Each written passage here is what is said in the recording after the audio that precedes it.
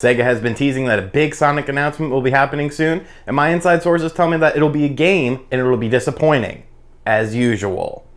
I'm Sean, and this is Nintendo N90. Let's go!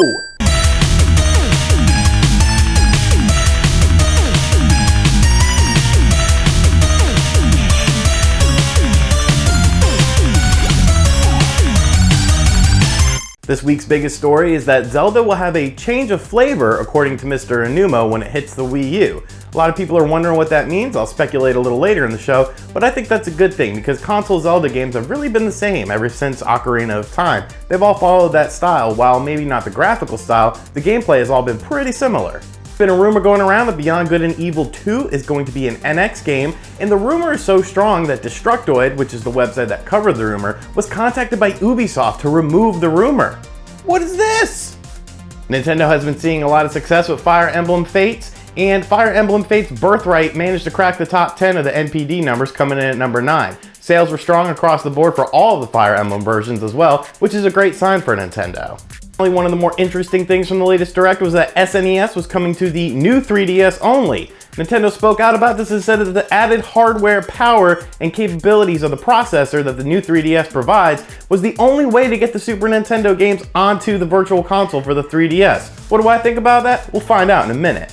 Right now, before we get into what does this all mean, let's start over to Jason in the Indie Corner. What's going on, guys? Welcome to your weekly Indie Corner news. Today I've got 5 games for you guys, so let's get these going. First up is the 2D action platformer game Olympia Rising. In this game based on Greek mythology, you have to fight your way from the underworld all the way to Mount Olympus. The game features some beautiful pixel art, some large bosses, and some really interesting mechanics. Game number 2 for today, Paranautical Activity, which is coming to the Wii U.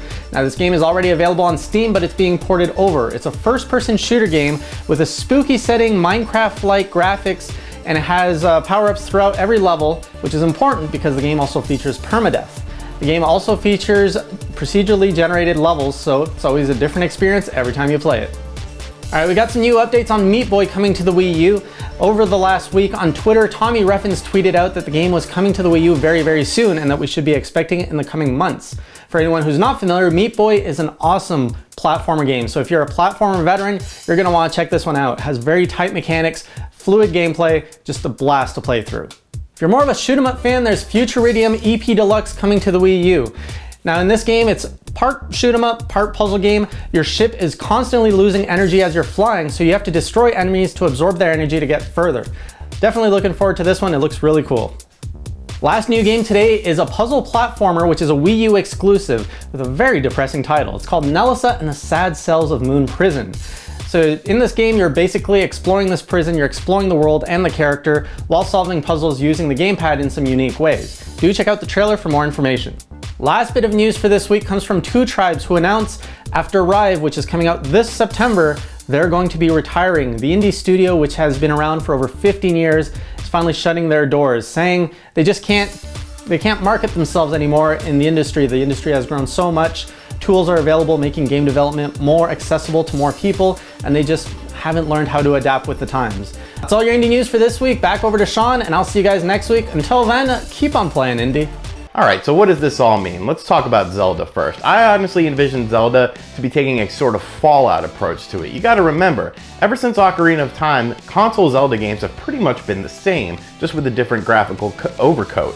You go to a town, you get a mission, you have to go to a different town, you have to go to a dungeon. It's all been pretty linear, and yes, you can explore a lot, but as far as the story goes, it's pretty linear. I envision Zelda Wii U having an open story, more of a story that you create through your actions. As far as Beyond Good and Evil 2 goes, I'm kind of impartial to it. I was a bit of a fan of the first one, but it just seems like a random title to be an NX exclusive, which if it is an NX exclusive, that's awesome, I'm all for it, but just seems a little random. Fire Emblem doing well is a great sign. I really wish that they would do a home console Fire Emblem, as I really enjoyed the GameCube one and the Wii one. And finally, looking at the Super Nintendo being on the new 3DS, I think it's all a bunch of bull crap, you know. They want to move new 3DS systems. They want people to upgrade to the new 3DS. Who knows? It could be something to do with the NX because we still don't know what the NX is. So to give people incentive to upgrade to the new 3DS is okay in my book. It's kind of shysty, but you know, if you want to play Super Nintendo games on the go, that's the only way to do it. And processing power, you know, you could say anything. You know, N64 games are running on the 3DS, like Ocarina of Time and Star Fox, so I don't think that's really the main issue here.